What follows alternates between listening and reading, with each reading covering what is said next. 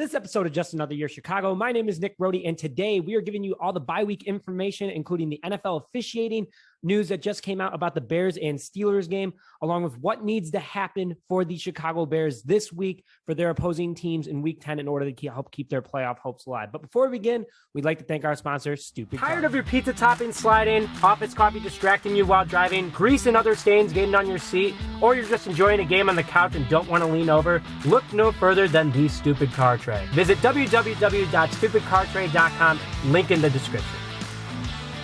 Just a few quick updates from the Chicago Bears about the bye week before we get into the NFL officiating. A couple injuries for the Chicago Bears. Khalil Mack, his foot injury is healing up well, and there is a good chance that he is going to play against the Baltimore Ravens in Week 11 at Soldier Field right after the Bears bye week. The Matt Nagy, by the way, is 0-3 after the bye week as the Chicago Bears head coach, so that streak needs to end absolutely, and Khalil Mack is going to be a huge part of that in order for that streak to end. Eddie Jackson, who's dealing with a hamstring injury that he suffered a few weeks back, is hopefully going to be back against the Baltimore Ravens as well. That is a big, huge need for the secondary for the Chicago Bears. His hamstring is healing up. He had that extra week to heal up with the bye week, so it's good to see that Eddie Jackson is doing better. Alec Olgetree with the ankle injury, who sat out against the Pittsburgh Steelers. That was a big hurt for this defense. Thanks to Roquan Smith for stepping up. Hopefully, Alec Olgetree is going to be back against the Ravens as well. There has been no official report, and Damian Williams, who's dealing with a knee injury, has no official report as well. So let's go over to another topic about the Chicago Bears really fast, is that Justin Fields, apparently according to big veteran names like Jimmy Graham and a younger guy that's going to be hopefully playing with Justin Fields for a long time, Cole Kmet, is saying that he has won over the Chicago Bears locker room, which is something that is super encouraging because the crew over here at Just Another Year Chicago has been saying the Bears need that locker room leader. The Bears need that leader as a player on and off the field. And it sounds like Justin Fields is winning over the team as is over the last couple of weeks, and that's something that's very encouraging, especially now and for the future of the Chicago Bears franchise. So just a couple things we want to also say is that look at the difference in Justin Fields, and hats off to him and his confidence level that he's had over the last couple of weeks from the Green Bay game where he still looked a little shaky, had that rookie nervousness in a big time game. Obviously, you know, the biggest rivalry in the NFL, the biggest rivalry to the Bears, and Justin Fields, his confidence from then to against the Pittsburgh Steelers has been phenomenal. Fields looks more comfortable in the pocket. He's not afraid to leave the pocket and use his feet. He also isn't afraid to sling it downfield and have the confidence that he is going to be able to thread the needle. And that is something that we saw a lot of against the Pittsburgh Steelers. And we are very, very excited for Justin Fields moving forward. So shout out to him for showing that he's gaining confidence, to show that he's able to shake off, you know, a couple bad games, a couple bad sacks, a couple bad, you know, decision-making, and he is getting better and better every single game.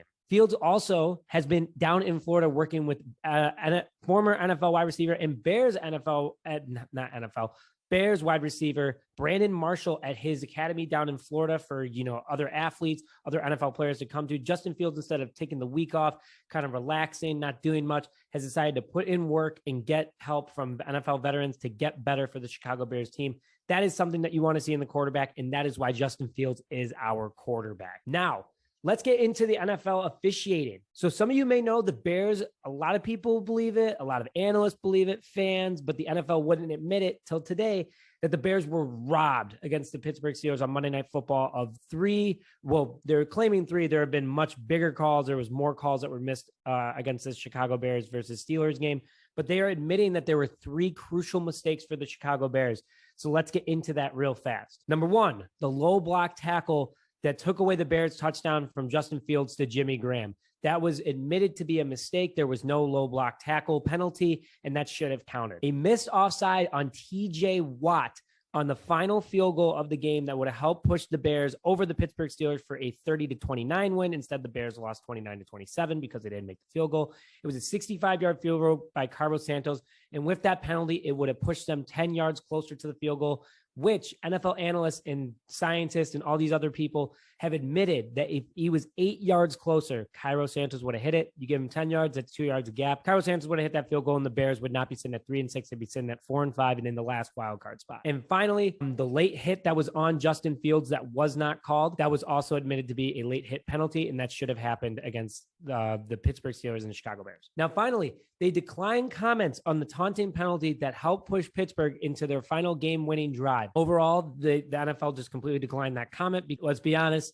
they definitely know they messed up. So let's get into our final topic of the day. What needs to happen in week 10 for the Chicago Bears to keep their playoff hopes alive and help make them stronger? With the Bears at 3-6, sadly, we're already looking for help to make the playoffs from other teams. And you know what? That's okay. It's the halfway point of the season. There's still another half of the season to go and a much easier schedule for the Chicago Bears in the second half. The season isn't over, so let's go over a little bit about what's going on in the NFC wildcard race. The current NFC wildcard is the Rams at number 1 and with a 7-2 record. Number 2 would be the New Orleans Saints with a 5-3 record and the Atlanta Falcons with a 4-4 record. Bears are technically 2 games out of the last spot because they are on a bye. Some of these teams have had bye weeks, but that's going to change this week. Obviously, it's going to be coming now that they're going to have 9 games under their belt. Same with the Chicago Bears. Depending on the Atlanta outcome, that's the biggest game that I want to hit on. This could change how the Bears playoff picture is after week 10. Not for the rest of the season, but just after week 10. Number 1, New Orleans versus Tennessee. We need a Tennessee Titans win in order to push New Orleans back to 5-4.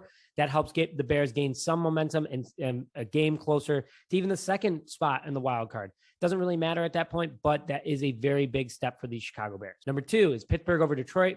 You always want your division rivals to lose. So Pittsburgh over Detroit any day of the week, twice on Sunday. And it's probably going to happen with Detroit's record. Now, here's the biggest game, Atlanta versus Dallas. The Bears need a Dallas win more than anything because Atlanta's sitting at 4-4 in that last wild card spot. If they're to lose and go to 4-5, the Bears are only a game behind them for that final wild card spot. And if the Bears were to win next week and Atlanta were to lose, do the math.